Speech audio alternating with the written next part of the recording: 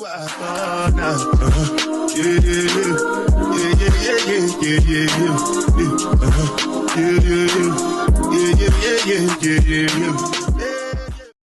a world that only knew one side of Peaches, there was someone who saw it all.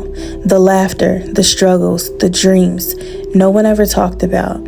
Today we sit down with the woman who helped shape her story. For the first time, Peaches' godmother opens up about their unbreakable bond, sharing memories and truths that have never been heard until now.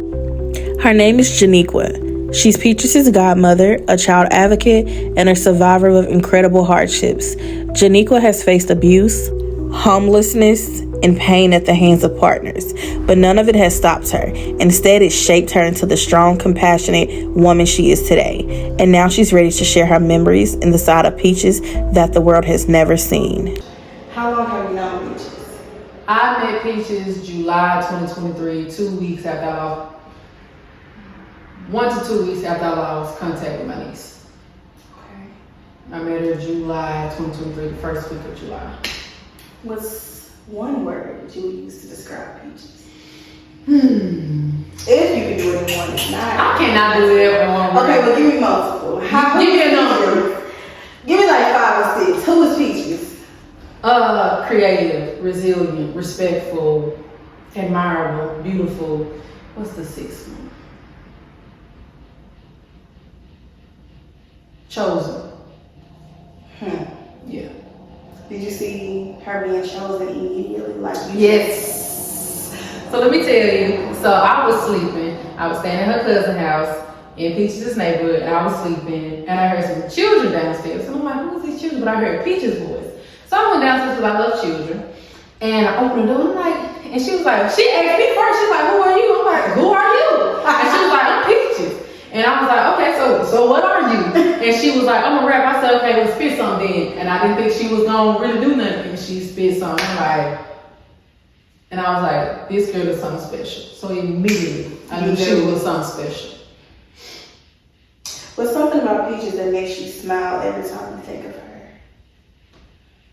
The first time I met her. That story, yeah, because I can picture it as I'm saying it. Yeah. All right, you ready? For the hard questions? We're gonna move a little deeper. Okay. This is already kind of hard and deep, but let's go ahead. No pun intended. When did you first realize Peaches was in danger or needed help? I would say, I think it was like a few days after that, but I didn't know it was from her family. I know that she was getting bullied in the neighborhood, and she ran to me and saying, she had just got to fight, and she ran to me and said, this is going on. And so I went and talked to all of the girls, but I didn't take Peaches' side. I didn't take their side either. I kind of talked to all of them saying, listen, we already got it. As far as, black people. And I'm like, this is what they want. They want us divided. They want us fighting. I said, y'all talk to each other. Y'all supposed to be like brothers and sisters out here. Even though it's kids stuff, I try to get them to see the bigger picture. But I realized she was getting picked. Actually, it wasn't that time. That's what alerted me. She kind of confided in me. Then after that, when it kept happening, I'm like, okay, they bullying her. The danger part was when I witnessed, it wasn't even going into what happened in August. It was just constantly watching how, okay, this adult talks to her like this. This adult talks to her like this. This adult talks to her like this. And it's like, shut up, sit down, you're lying, you're lying, you're lying. And nothing about Peaches gives liar.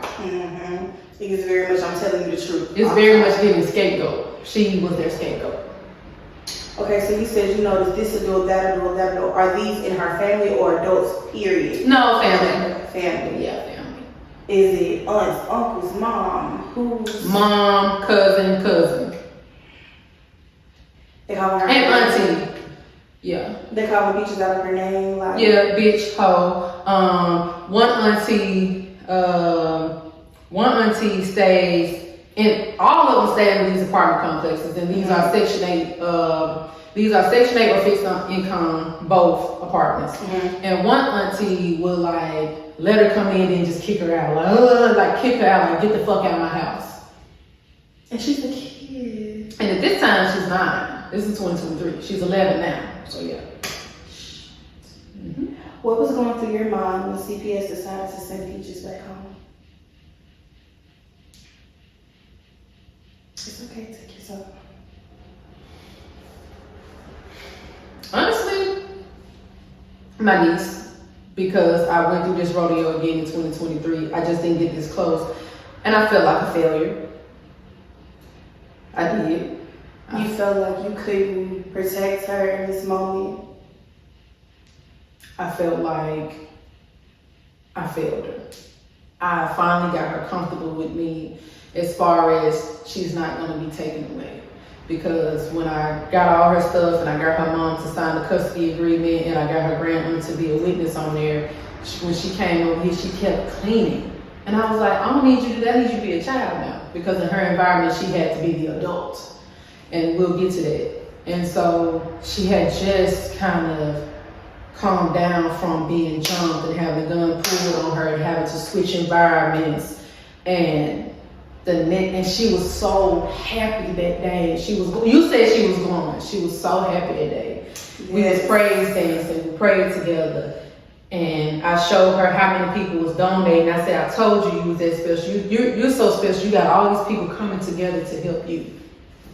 And then that's how that night ended. I came in your house and she's like, hey, how y'all day been? We was like, oh, you talking to us? Yeah, that's what it is. And the thing is, she had to grow up so fast. So she has a very mature personality. She's very, very mature. Mm-hmm. She doesn't look like what she's been through. Nope. She's this pretty little chocolate thing and just, I was like, oh yeah. Naturally beautiful. She makes you care for her. But I noticed she has a hard time being a kid. Because she don't know how to be a child. We were about to have to go downstairs, get ready to get my car to head back to the police station. But she's like, yeah, I'm gonna go ahead downstairs. I said, you do know I'm an adult, right? Yeah, I had to tell her all the time, be a child. And I said, relax. And I said, don't worry about anything, But, when you're constantly being, we're not even going to talk about the physical, sexual, mental and emotional, you being exposed. And when you're in an environment where people treat you like you're a burden, that's her way of overcompensating. Well, let me show you that I can be an asset to your life. Let me worry about what I know you have to worry. Let me put myself in your shoes. Let me clean. Let me worry about your bills. Let me be cheap so you don't have to spend that much money on me. And it shouldn't be like that as a kid. I was like, baby, I'm an adult. Don't you think about this though without me? Yeah. And then I told you about how she was left outside alone, how they leave her alone, how ain't no. Do you want to talk about that November incident? Definitely, we can. We can go ahead now. Okay, so, and I have the text messages too. But even though it doesn't matter, God knows to tell the truth. And so I was working at Wolf Chase Mall in Memphis or Cordova, Tennessee. Get a call from her grandaunt or her great aunt, and she was like, hey, what you doing? This emergency. And I said, what's going on? She was like, this was on Thanksgiving Day. And she was like, Peaches is outside alone. I'm like, what's happening? As I'm driving, she was like, well, her mama went to the casino and she sent somebody, they went out to eat or they went to the casino or both. Mm-hmm. And the mama didn't drop her off home. The mom sent somebody else to drop her off home. And they dropped off, like she got out the car and they dropped off at the address, but they didn't even wait until she got all the way in the house before driving out. So she's locked outside the home November 2023 on Thanksgiving Day. And the way that the grandson found out about it, because Peaches was praying and crying so loud that the neighbors upstairs heard it and called her. And he was a man. He said, listen, your grandbaby or your niece is down there crying. Is it okay if I let her come in? Because I know I'm a man and I'm funny business. And she said, yeah. And then she told me to go get her. So I left work and went and got Peaches on Thanksgiving. Is it been multiple times you placed yourself on hold to go and do something for Peaches? Yes. Has it ever been a problem for you? It's just like... No, I love her. That's not her fault. None of this really has nothing to do with her. It has everything to do with her family. It's not her fault. So when you went and got Peaches, I'm assuming she was shivering, cold, crying, wet. What did you go after that? How did you comfort her after that? Well, she went into adult mode and was apologizing to me. So I had to come get her? Okay. So I had to explain to her how it was not her fault and how she doesn't deserve what is happening and how I wish I could do more for her. But at that time, I still was trying to stabilize myself. And so so that's what that was. And I told her, I'm proud of her for praying, because I taught her that, and I just told her she didn't deserve it. And I said, I wish that you weren't in a situation where this would happen to you, but I always would tell her, you don't deserve this, you don't deserve this, because what children do is internalize that. And then they continue to internalize that, and then they get grown, and then that's why you have so many adults in abusive relationships or abusive friendships, because they internalize how they was treated, and they never had anyone tell them, you don't deserve this, hey, this is wrong. You have people that sit there, see the stuff, watch it, say nothing, do nothing. So now that's why you got so many grown-ups that are hurt adults. So is it okay if we talk about Peach's molestation and what happened, how it happened? Is that okay? I would talk about it. I would talk about what I know. Yeah. Okay. I did ask Peaches, was she okay talking about it? She said yes, but I'm gonna get it from your perspective. Okay. So Peach's birthday was a certain day. I'm not gonna reveal that. Mm-hmm. I feel like I've already revealed a lot. I'm already revealing a lot anyways. But okay, let's just go back to, I'm at church. Peaches sit beside me. She come to church with her mom and all them. She would come down and sit beside me. So they do go to church. I'm sorry. I don't know. Because this was in 2023.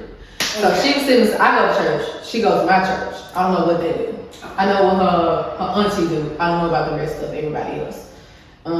So Peaches was by my side, and I am emotional, so I was crying in church, and I thought I was making her cry, but her cry was different. Like, I'm like, okay, maybe she's touched by the sermon. Okay, maybe it's not me, maybe she's touched by the sermon. But then she was more hysterical, and I'm like, you okay? And she's like, yeah. Then like a couple of seconds passed. I'm like, are you sure? She's like, yeah.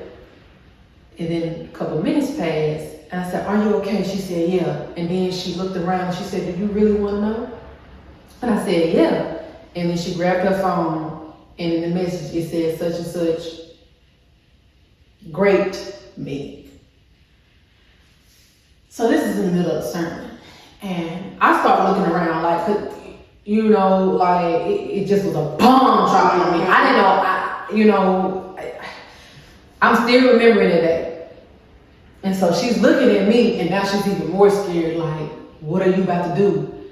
And she's like, please don't do nothing, please don't do nothing. I said, you telling me for a reason. You want something done. You just are scared because you're surrounded by people who be like, you this, you that, you this, you lying, and don't respect your feelings, don't treat you like you're a robot, So imagine being brave enough to say, hey, this happened to me.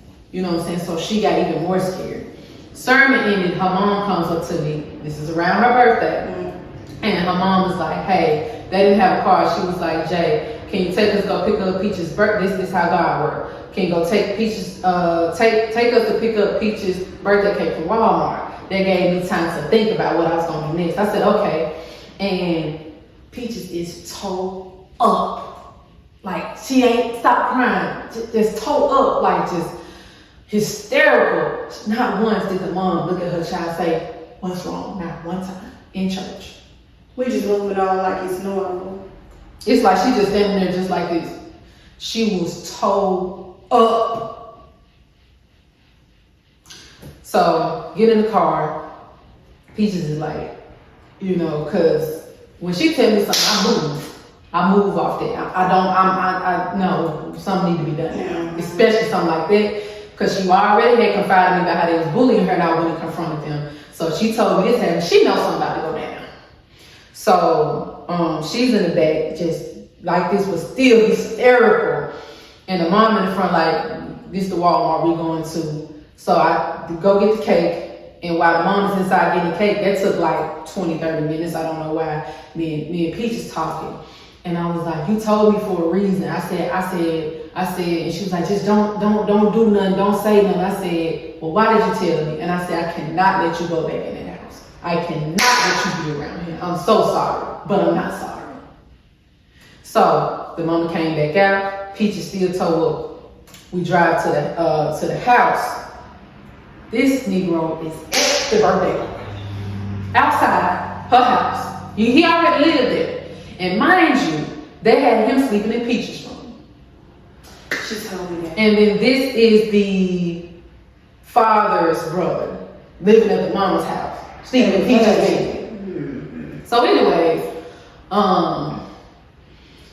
so I pull up back to, they setting up her birthday party. So that he just already, it's about to be like a little cookout or whatever because her birthday's in the summer or fall or whatever. And so while they setting up, I asked her mom, I said, hey, can she stay and chill with me until they ready, until they done? And she said, yeah. I take Peaches to the hospital. They do the kit on her. Mm-hmm. They get his DNA. They go back to her birthday setup and arrest her at his birthday party. And that's what happened. And I told them, even in 2023, I told the police that the mama don't care, the mama is negligent, and I told them everything else. But at that time, I was homeless and I didn't have a job. So, do you think Peaches told her mama? Or that her mama knew? I definitely think her mama knew. I definitely think her mama knew. I definitely think that. She just didn't give a damn. Because, after she found out, she still didn't have nothing to say. She didn't hug her child. Was she mad at her? Yes. She was mad at her for telling me. Like it was supposed to be a secret. Like it was. It could have been why you telling this girl we don't know. I could get in trouble. It was about her. Yeah. But nothing was. No, I'm sorry. Nothing. I'm sorry this happened to you. You didn't deserve this.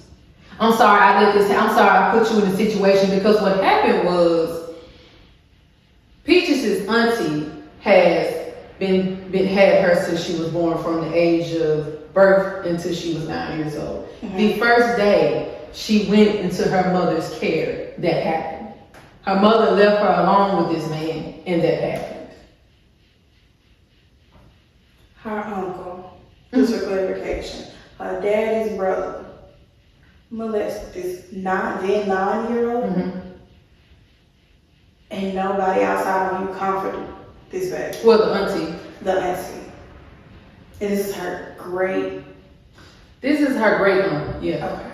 But I say grandma because she's It's older, right? Oh yeah. But this is her grandmother's sister, who comforted her and who was there for her. And but nobody maternal outside of. No. It's just perplexing to. I'm just taking a second because you would immediately want to grab your baby and, You saw what happened at the police station. She didn't even acknowledge her existence, but reported me for kidnapping. So you want your child back since I kidnapped your child, and then when you finally see your child, you don't even speak to her, acknowledge her, hug her, even look at her. Okay. Did this happen more than once, you think? With him molesting her? I don't know. I can't say. For her to be tore up like that in church, it must have really hit home. I think, what really hurt? I think it was that, but I think it was the fear of the adults that consistently abused her. I think that was that, coupled with fear for being chastised, punished, and abused. Like she was in the wrong that this happened to her. And that's what he told her. He said, and that's what I said on Facebook Live the other day. I said, you wonder why these kids and adults in the neighborhood pick on Peaches because they see how her family treats her, and they use that against her. They make it acceptable. And so what happens is, the dude that did that to Peaches tried to take her innocence. He told her, I'm gonna tell your mom if you say anything. So that played the mind games on her because he already sees she gets in trouble for just existing.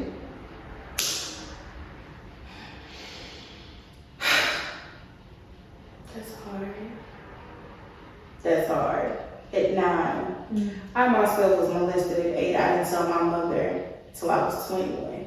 I was molested from the age of 4 until the age of 26, and I'm 26. I just was molested early this year. And yeah, but I told my mom and I got punished. That's why I go so hard for her. I told my mom and I was punished. As if it was your fault. And at that time I did think it was my fault. That's why I told Peaches, I always tell Peaches, this is not your fault, this is not your fault, this is not your fault. To drill it into her head. Mm-hmm. Do you think she's still working on being healed from that? Absolutely. That's a long journey.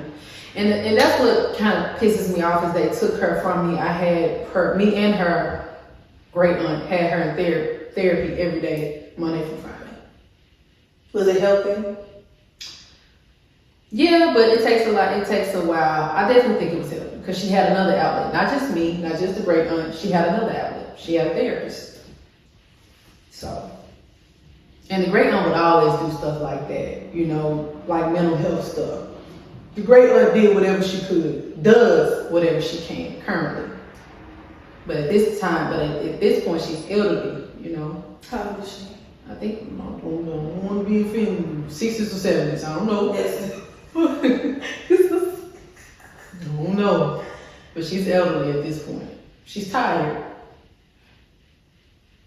That makes sense. Let's talk about your relationship with Peaches. Okay.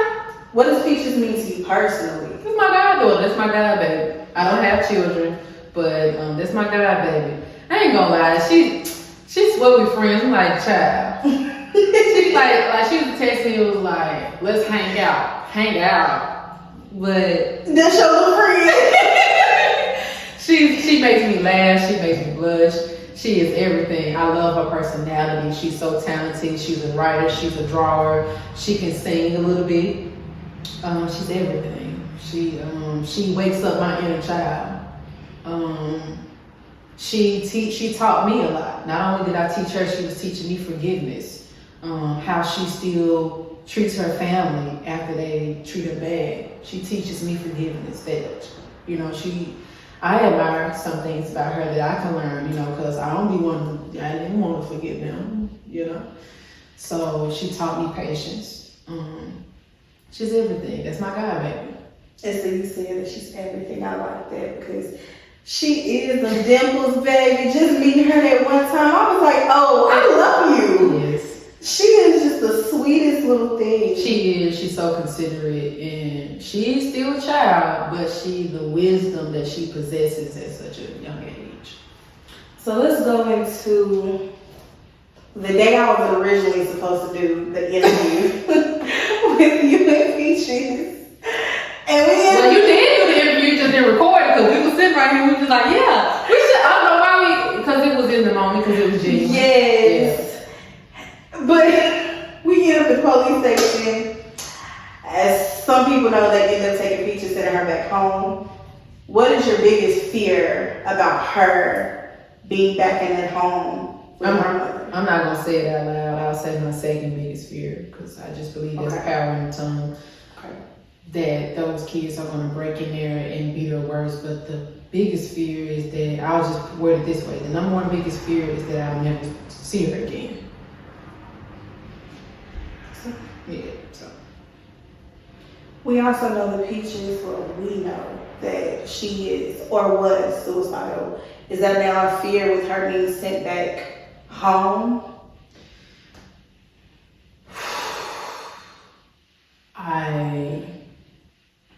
It's a possibility, but is it a fear? No, because of the things that I was drilling in her these past few days.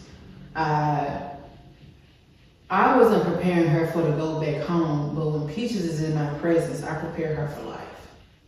You know. That you do.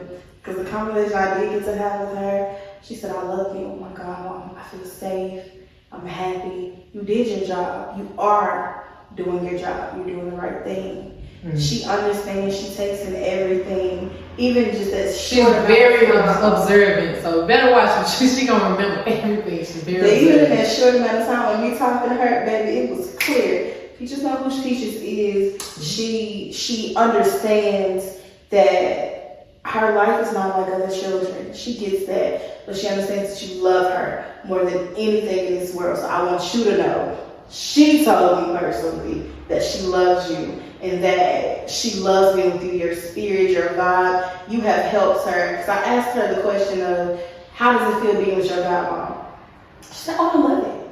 She said, I feel better mentally. I feel better, you know, I'm not as suicidal like I used to be. I'm in therapy. She told me all. She did. Okay. So it is making a difference. And I just hope it's enough to hold her together before you can get her back. Me too. Cause baby, Me too. this is rough. Has your bond changed any since this situation? I know you can't speak to her, but did it seem like you taking her out of that environment made her love you more? I feel like she been knew I loved her.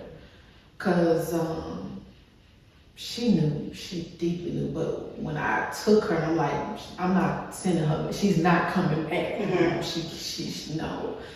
I feel like it deepened, for the both of us, And I feel like she got to know me a lot better too, But I think that it deepened her trust with me. Like she was like, I knew you loved me. I knew you loved me, but you really love me. Mm-hmm. And I think she really realized that when Peaches has cried on my shoulder, but she laid across my lap and cried in my lap.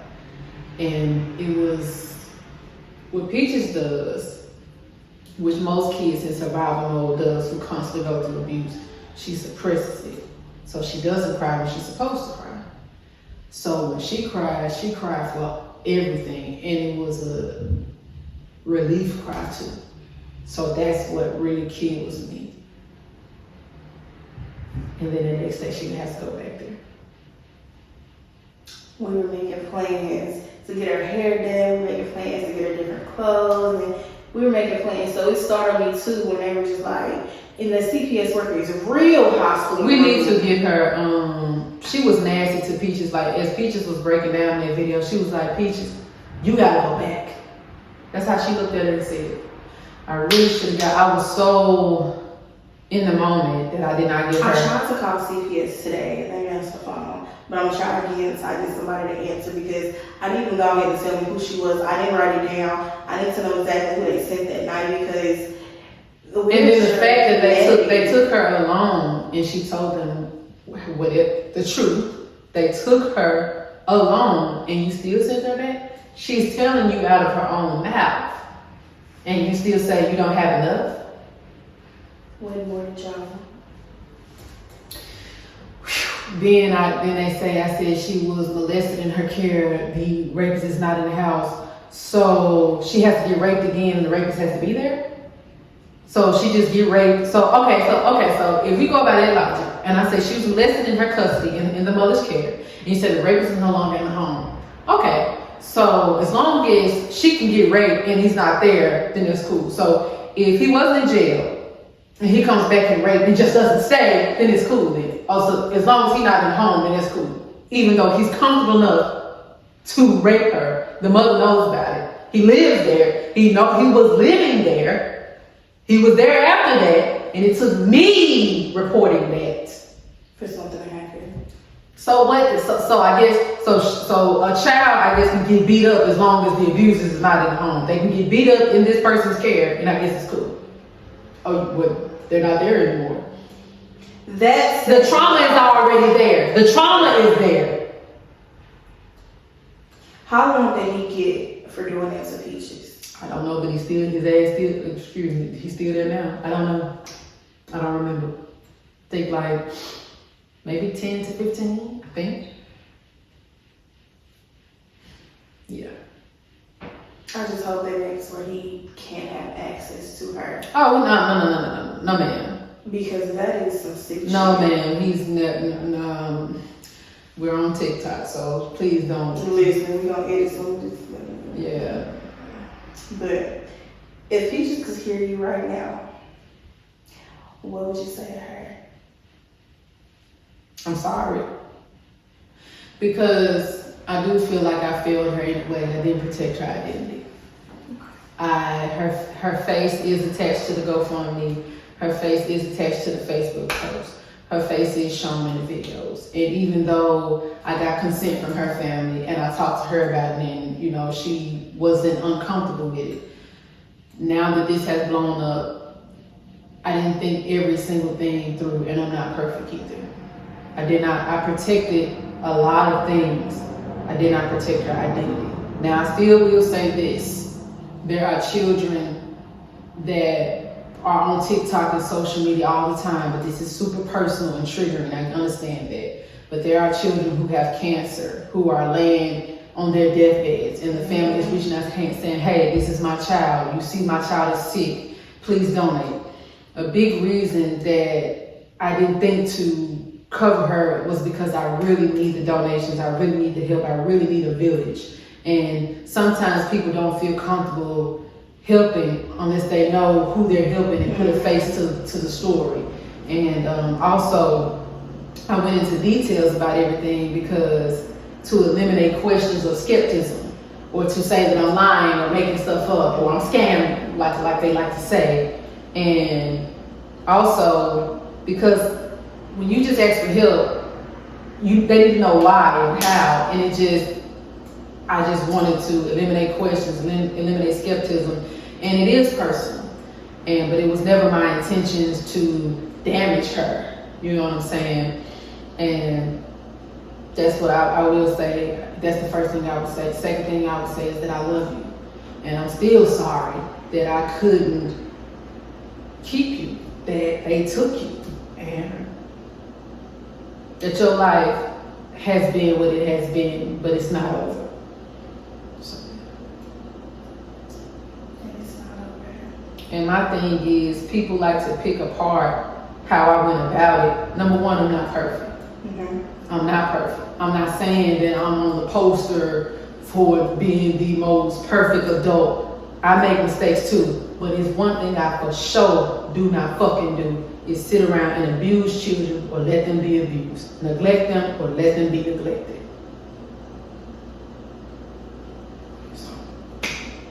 What in your own life prepared you to step in for Peaches? Oh shit. Well, first of all, I was molested from the age of 4, my entire life. I was abused. I am the youngest girl of 6 children, and my older siblings, I know what it feels like to be a scapegoat. My mother would abuse me, my older siblings would abuse me, and my entire life I got called black, ugly, and manly. My entire childhood. Yes, I was my mom's darkest child. My mom is carrying. All of my siblings are lighter than me. So I was called black, ugly, and manly. And I would see other adults notice how I was treated, but they would never say anything. I literally was Peaches. I saw myself in her. That's how I was able You could pick it up immediately. Immediately. You try to go here, you hear it, and everybody make you out to be the problem because people mistreat you, and because I feel like Peaches was speaking out. Peaches is very smart. I feel like she was, and it kept backfiring, and it silenced her. And I feel like God put me in her life specifically. My entire life prepared me to be there for Peaches. My entire life. I know what it feels like to have grown people projecting their BS on you, abusing you, your siblings, and not her siblings, but she had cousins ganging up on you, being molested. But I was molested multiple times by multiple people. I was beat on. My oldest brother knocked 2 of my teeth out. And at this time, I probably was like, was I like 7? 6 or 7. I wasn't 8. And this is my oldest brother. So if I'm 6, he had to be 12. And I'm fighting him. And I remember I had like 3, 4 siblings. I fought them all in one day. I was a scapegoat. For sure. I know that feeling too well. I never do. What's the hardest part of carrying this fight on your shoulders? Second guessing myself, looking over my mistakes, like, oh damn, I could have did this different. Oh, maybe I shouldn't have did this. Realizing that I've made mistakes along this journey as well. Mm-hmm. And also, really the first hardest part is losing her. Then this. So, it's her, is not knowing, I can be confident, I can pray, I can have faith, but not knowing if I'm gonna get custody of her again. So that's the first thing, I would say that. And then it's second guessing myself, like, am I doing the right thing? Am I what these people saying I am? You know, you can see that stuff and you can know who you are. That's why I have not been on social media. And social media gives anybody a voice. It gives the molesters a voice. It gives the rapists a voice. It gives the child abusers a voice. And a lot of people have a problem with what I'm doing because they know what they do. And they're scared a person like me is going to show up in their life and expose the shit out of them. Yep. So when you reading stuff that you know isn't true and your brain is still reading it, and because I'm a person that self-reflects a lot and I try to catch my mistakes, I question myself, I'm like, well dang, am I this? When I know I'm not. So that's why I just am protecting my mental health. I'm not getting on there. I'm doing what I got to do behind the scenes. So I did that to raise awareness because I am a child abuse advocate. I am a children's book author. And I also did that to get help, the help that I need, because I knew this was going to be a fight. I did. Speaking of being in a fight, where do you find the strength to keep fighting for her? God, Jesus Christ. Hello. Seriously though, like literally Jesus. Like literally I get on my knees and I pray. In my weakest times, I pray. In the times where I don't want to pray, that's when I know I need to pray. I get all of my strength comes from God. And two, I think about how I didn't have a me. To stand behind me as a little girl and say, all y'all wrong, stop. So I wish I had it, so I give it to other children. And I said, well, you know what? And I told myself as a child, this gotta stop. Has this experience changed the way you see the world or the system? Baby, listen. No, because I mean, I saw it with my niece. I saw they didn't care when I went to CPS about my niece. No. And there are still some good people in the world. It's some nasty people too. So I knew that the system was messed up. But this time, I'm snitching. Last time, as I was fighting for my niece, my life fell apart. This time, I'm a little bit more stable. So ain't no letting up this time. All y'all finna be held accountable. So like you telling Peaches, you gotta go. Like she really was like, you gotta go. This girl opened up to you and told you about all the trauma. They talk for at least 30 to 40 minutes. And you say you gotta make a decision. You tell her to go back home. She can't even go with you. And you confidently tell her? And she said she didn't want to. When we asked her, we said, well, hey, you don't want to send her with us. And we opened and really got the room for her to be. This gotta change. This need to be a new law or something with this CPS because it's literally child protective services. So please tell me, where is the protection? And I told her, I said, well, hell, I'm not family. I just met her today. We'll take her. And you can come to my house right now. Most you're going to find is 2 other kids and some dogs. Like, we would have kept her. But it was, no, instead you sent her back to where she's begging and pleading and crying to you not to send her. Watching that baby cry like that.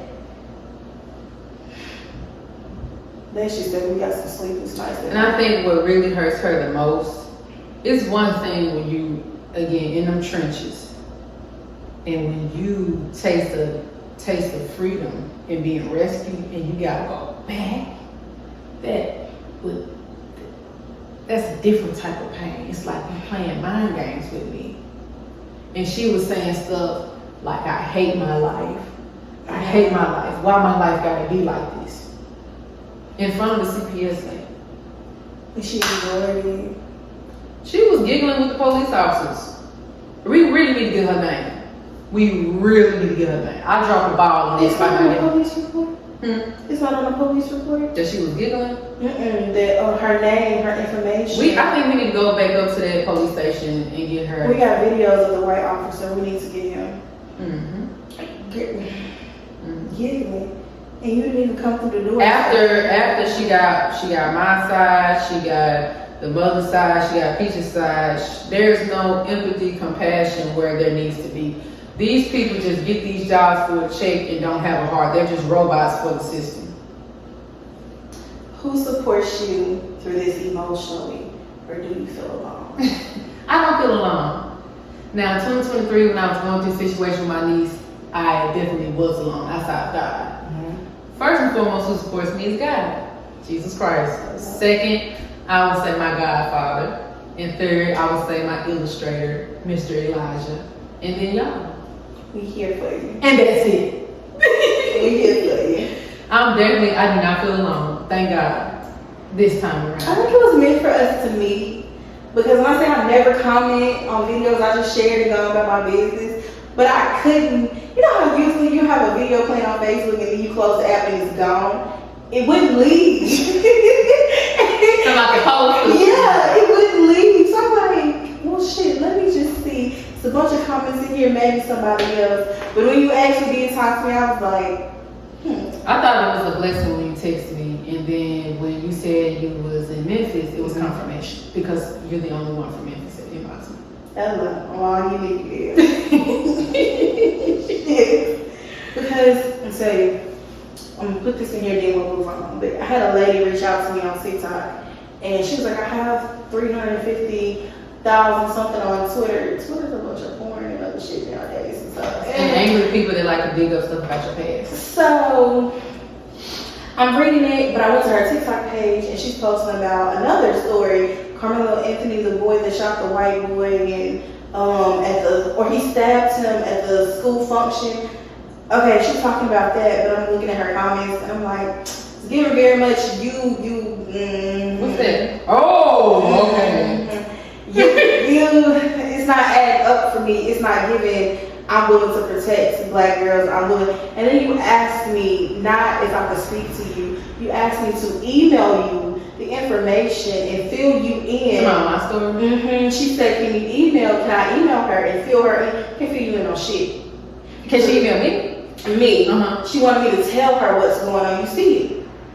Why do you need me to email you so you can use the documents and hold them up on Twitter? Yeah, no, we ain't doing that.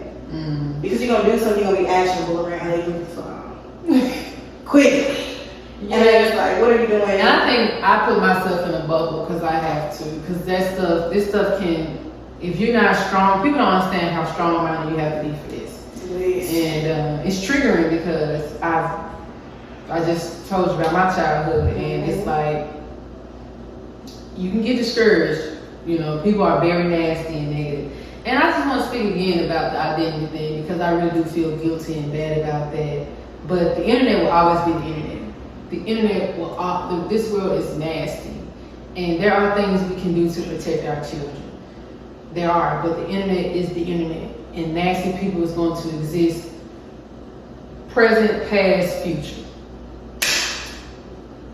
Was there ever a moment where you thought, I can't keep doing this? Hell yeah. Tell me about it. When y'all pulled up and them folks were threatening my life. And I was stuttering and I'm like, God, dog. But it was just for a split second. And see, people, I'm being real. I'm not gonna lie, this stuff ain't easy. But am I quitting? No. Am I backing down? No. But hell yeah. You know, they prank calling my phone, blowing up my phone, talking about what they gonna do to me, talking about jumping me, cussing me out, threatening my life, calling me out my name. And again, me and Peaches had such a peaceful day. And then like y'all, she was so excited about y'all. Cause I gave her a whole speech and everything about, you know, your life is about to change for the better. And all those people that mistreated you, they're gonna try to be your friend because, you know, you got all these people supporting you. And want to help you. It always happens like that. Always. And then your family gonna be like, oh, that's my baby, this, that. And when we got to the police, I said, has she ever called you her baby? I said, didn't I tell you this was gonna happen? So, but hell yeah. Only then though, like social media don't make me feel it. Social media sometimes can hurt my feelings and discourage me because, and then let's be honest, the people that's gonna support me, they're gonna support me regardless. Mm-hmm. But then there are people that are just nasty and negative and miserable and they just want to be negative. So, but that didn't really affect me. When the family called my phone threatening me and blowing me up, and then I have all these text messages, I'm like, this is stressing me out. But for a split second, I confided in the grandma and I was like, this is the type of stuff that just made me feel like I need to quit. She was like, no, keep going. Oh, also, when you ask one of those people that comfort me and do I feel alone, her auntie, who had her from birth until 9. who is my So mama was unfit for birth. Why? The mama doesn't have any of her kids. The mama has 4 or 5 kids, and her oldest 3 she gave away. She don't want Peaches. It's really the cousin who name is Shatara got into the mother's ear and did all We this. seen that night. Yeah, because the mother didn't say anything the entire time. She was incoherent. It was Shatara, the cousin, who was on drugs, who is very vindictive and loves toxicity and drama. She got into the mother's ear and she was like, get Peaches back because she's trying to hurt me, but you're hurting yourself because you're on drugs, you have no job, you live in Section 8, so your life is really precarious, and you have a 3-year-old that you do pills, Xannies, what's the other one? It's Xannies and it's Perks, and you do that for him. So again, I can take a drug test. I have income. I'm not on Section 8. Your life is fickle, and you know you can't stop popping them pills, so any day them police can come in there and get you. But you try to get me in jail, you try to get me put in jail on lies, when you can go to jail for the truth. Hello. So it wasn't the mom. The mom is just a ploy, because the mom signed over the rights. The mom is in records. The mom doesn't have custody of her 3 kids, the old 3 kids. It's Shatara, the cousin. Ain't even an auntie of the cousin. It's giving embarrassment more so than anything. What happens in this family should have stayed behind these closed doors. So now that people are aware, and it's shocking and not shocking because you know child abuse happens. But knowing that it was right here in Memphis and it was so close, I don't stay that far from you. It's like, well, I'll be damned, what else needs to be uncovered? So that's another reason. There needs to be a light on this child abuse. And there also needs to be light on how CPS does not handle it. The CPS literally does not protect the kids. We saw that. So yeah. When you close your eyes and think of Peaches, what do you see? I don't want to do that because I want to start crying. I do not want to close my eyes and think of Peaches. That is going to really make me break down. I'll try.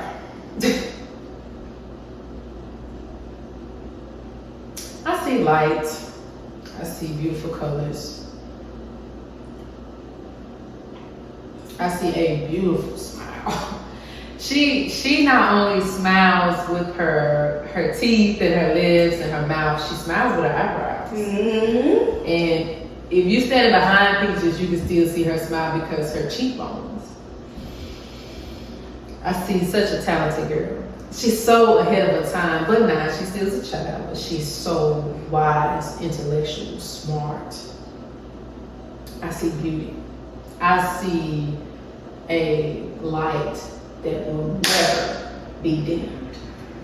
That's what I see. And I think that's why people continue to pick on her, because it's like her beauty still shines. Like there's nothing you can do. If anything, you're making it shine more because Peaches has defended herself, but you know, the people that really have hurt her the most, I'll tell you this. When I took Peaches and her mom back to the house for them to set up her birthday party, that was literally 1 or 2 hours after she told me she had been raped. I saw her rapist and I unbuckled my seatbelt and I was about to get in my car. She begged me not to beat his ass. Do you know what type of child that is? She told me no, don't. And I'm like, I'm not gonna say it on here, but Listen. I'm telling you.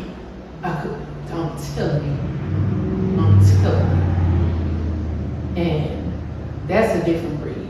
She's a different breed. She is beautiful inside and out.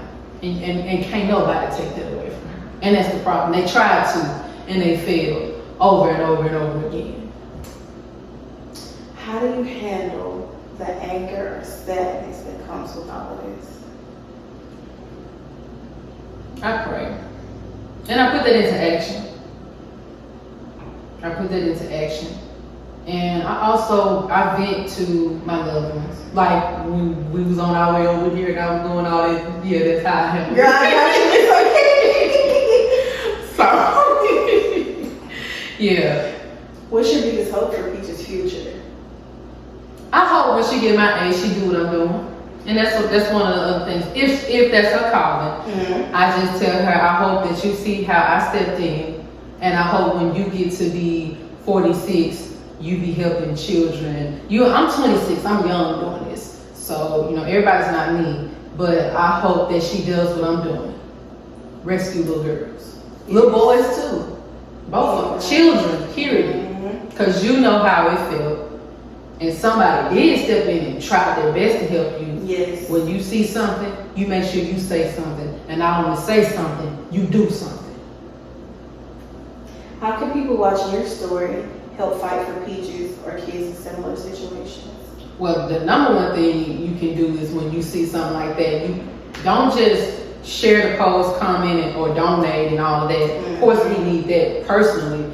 But this is a universal, this is a worldwide problem. So how you really want to help, when you see something in your neighborhood, you say something. And I don't want to hear that. That's the biggest problem with all of this is, I'm going to mind my business. That's why we don't have community and villages no more. Yeah. That's the problem. Now, sometimes not involving a child, mind your business. Maybe these two dudes over here are going to come mind my business. Okay. But when it comes to a child, no ma'am, no sir. Well, I ain't gonna tell nobody how to raise their child. When it's child abuse, you do. When it's negligence, you do.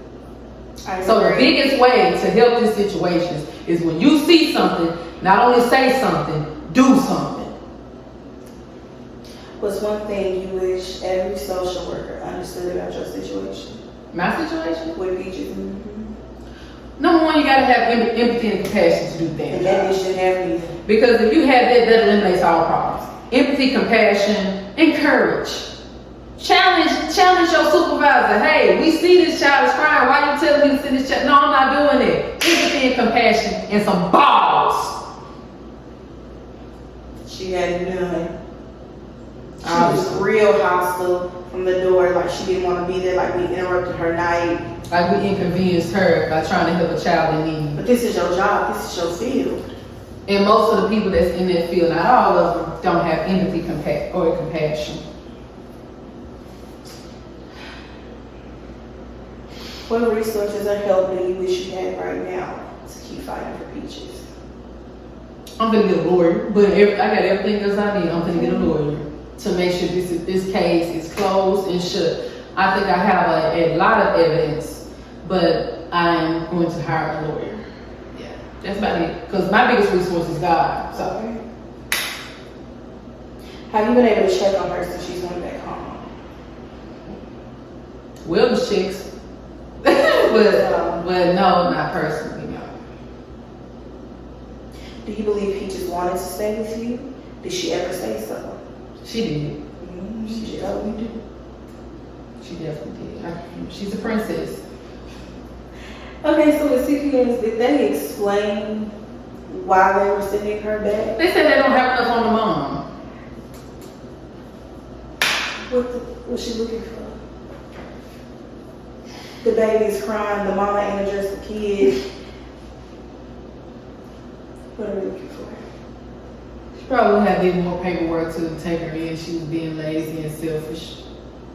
And heartless. Known them to keep them at the police station. They have kept them somewhere. You usually got 24-hour emergency. Somebody got a CPS, you know what I'm saying, a foster care license, where you usually call them in the middle of the night, hey, I got an emergency. You can handle them. She didn't call nobody. She didn't offer, and then we were right there willing to take said baby. So I just, what the fuck were you wanting? To go back home. Because I believe that's what they call it. Easy and quick fix. She might have been on call, and they just inconvenience her. Yep. It's an inconvenience. And it frustrates you to no end because this is a life. And that's what I was saying, like, it's inconveniencing you to save a child's life. And a lot of people that are in these fields are heartless. Is there anything else that you want us to know about you? We need to know about Peaches? Anything at all? I was about to say something. I really wanted to address the showing her face. I really did. I think I did address that. You did. I regret that. I can admit that. If I could go back and change that, I would. I never intended to hurt Peaches' family, but I'm not gonna lie. And a lot of them are contacting me saying, well, we don't want, she do got people out there that care about her. Caring is an action. It's so easy to say, I care. And if you follow up with, I would have, could have, did this, doesn't matter. Anybody can say, I care about Peaches. What do your actions say, especially for a family? At the end of the day, I was caring for Peaches with no job and no place to stay. And when I got my job, every time I picked that child up, she got my check because she never had clothes. I sacrificed a lot for her since the day I met her. I didn't have to tell her I cared about her. She never had to wonder or convince herself it was there in my actions. So it's easy to say I care about her, and I would have done this. I don't respect excuses. If you care about somebody, you care about them. Ain't no excuses gonna stop you from being there. And time again, nobody has showed up for her in a time of need. I don't care about no sporadic this and that. I'm talking about time of need. So I don't respect excuses. I don't respect that. And it shouldn't have took a non-relative to step in and do this and do that. I was about to. It does not matter. What did you do? And a lot of people had plenty of time to show how much you really care. So miss me with that bullshit. So Peaches has never had like a typical Christmas or nothing, because this is all given unconventional lifestyle. Like, I just came into her life in 2023. I think she did now. Remember now, she did stay in her grandmother's care. Okay. And when she went back into her mother's care, August 2023, that's when all hell broke loose. And it went shoo. Now her grandaunt did have other children in her care, so there probably could have been some times where Peaches didn't get the attention that she wanted. And there's such an age gap in the grandaunt, maybe that, but I don't really know what it was like really before then. I haven't heard any complaints or any bad things. Okay. What I've heard of was just all hell breaking loose when she got in her mom's custody. So she did. Why was she getting back? Because remember I told you the aunt, she's older, right? It's really not that she's older. She really literally could not keep Peaches anymore. The aunt had to go live with a family member. The aunt didn't have a place for Peaches to stay. She literally had to go back. And the aunt would still keep Peaches if she had a place in Memphis. I guarantee you that. I guarantee you. So she no longer lives here or doesn't have a physical place. She doesn't have her own. And I was about to say something else about the aunt. Remember I met Peaches in July. Mm-hmm. So Peaches' hair was always done in July. That 1 month, and then everything changed in August. Peaches looked completely different when she was in her aunt's care.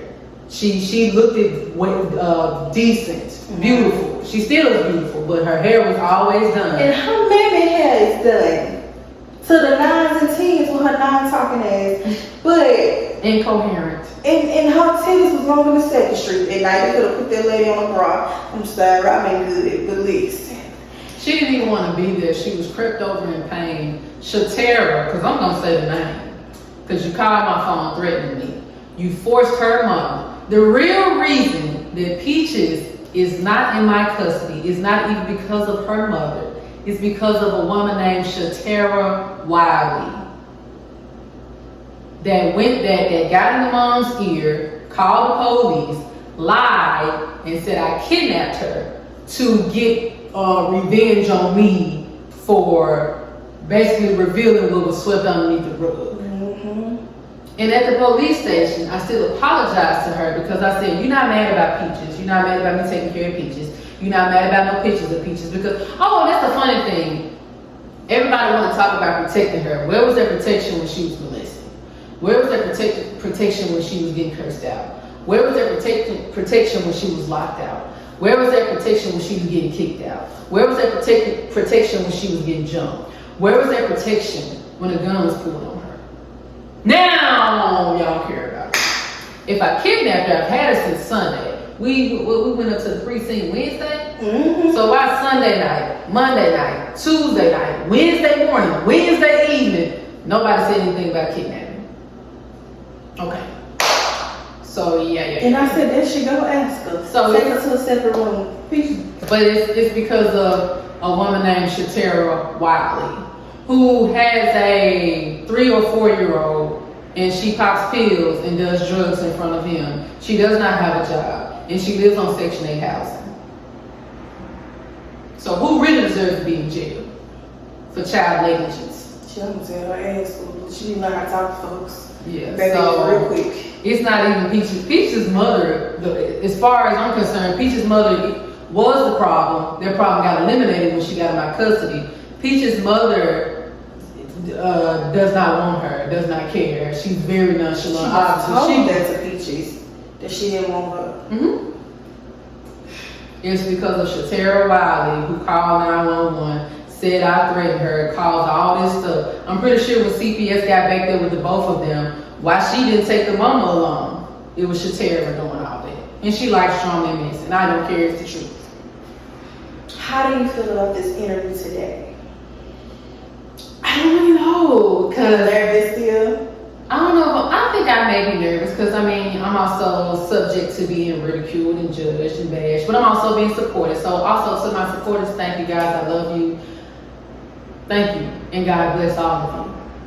What are you hoping to get from this interview, or what other people should get from this? I hope that, number one, I get Peaches back. Hello. Number two, I hope I motivate other people to do the same. You don't have to learn from my mistakes, and you don't have to do exactly what I'm doing the way I'm doing it, but when you see something, say something. Not only say something, because that's not enough, do something. And also get more support, because I am about to hire a lawyer that costs money, and I do want to set Peaches up for the rest of her life. This ain't just about now, this is about the rest of her life. I don't want her to have to figure it out, and I'm not rich. I don't have a man, I don't have a mom, a dad, a grandma, a grandfather, a brother, a sister, a auntie, or an uncle. It's all me. And so it's only so much that I can do. So I do hope that people understand me more, and they really see, to the people that were genuinely bothered by me revealing her face, I understand it. I apologize to... She ain't got too many more apologies, because I don't give a damn. She's doing what's right. I'm sorry. Because, listen. But... Because half of the people are just trying to be critical, but some people are genuinely triggered, and I just want to say I understand it. You know what I'm saying? Because we ain't got too many more apologies to piece of crap your ass, all I'm concerned. Because the people who genuinely see her seem like she's a child in distress, us putting an emoji on her face, us worried, wouldn't have gave the same effect. And Peaches said multiple times, you can keep the camera on, you can turn the camera on. So she was more than aware. This wasn't us secretly recording her. Peaches was aware, and she was okay because she knew she wanted the help, needed the help, and still do.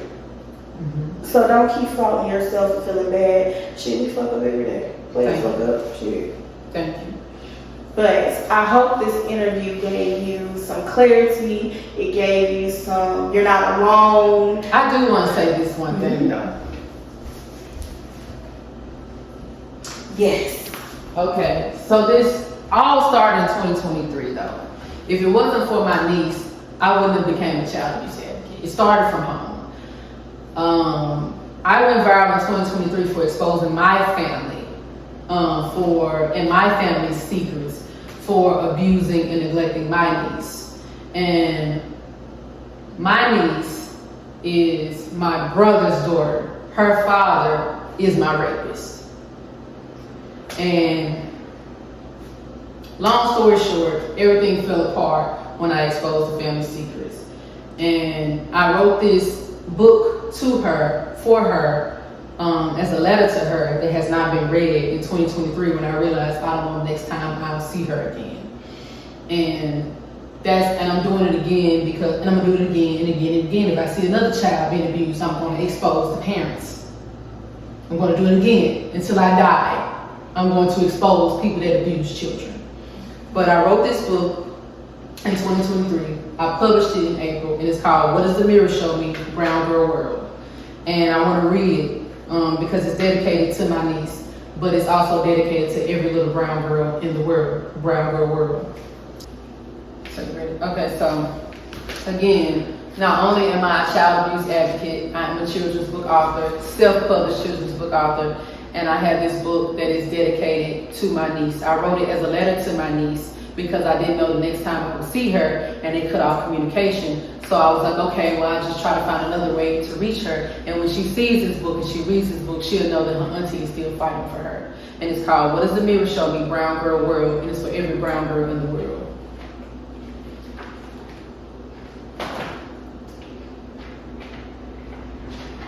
What does the mirror show me? The mirror shows me the girl with the dark brown skin. The mirror shows me that beauty always comes from within. The mirror shows me a heart with a love that never ends. The mirror shows me a warrior that always wins. What does the mirror show me? The mirror shows me the girl with the big curly hair. The mirror shows me a big crown that I will always wear. The mirror shows me that I have a spirit that is very rare. The mirror shows me that I am worthy of all the care. What does the mirror show me? The mirror shows me that I'm special in every way. The mirror shows me that I will never be led astray. The mirror shows me to be grateful for all my days. The mirror shows me that God hears me when I pray. And I want to read the back of it because this is a message to every little brown girl in the world. And this also comes from my inner child. I was writing from my inner child to a child, which is my niece, and to every brown child in this world. To every brown princess that touches this book, never rely on someone else to tell you who you are. Never rely on someone or something to make you feel beautiful. Compliments and attention from other people does not make you beautiful. Your face, your hair, your body, the clothes you wear, and the things you have do not make you beautiful. Beauty comes from how you treat yourself and how you treat others. What other people think of you and how other people see you has nothing to do with who you are, what you are, or how beautiful you are. The better you treat yourself and the better you treat others, the more beautiful you will become inside and out.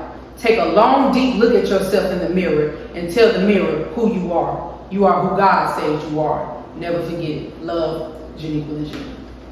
And so I wrote that to my niece because as a child, I was robbed of my self-esteem, my self-confidence, my self-love because I was always called black, ugly, manly, and other things, and I was treated as less than my entire life.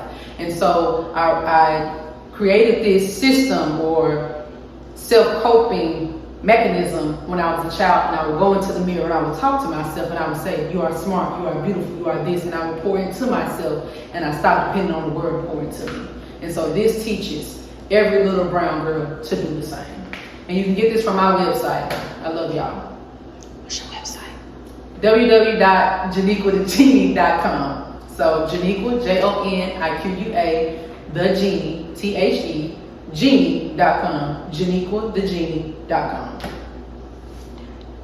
And you can read my story on there too. I have my own story. It's all on there. Thank y'all.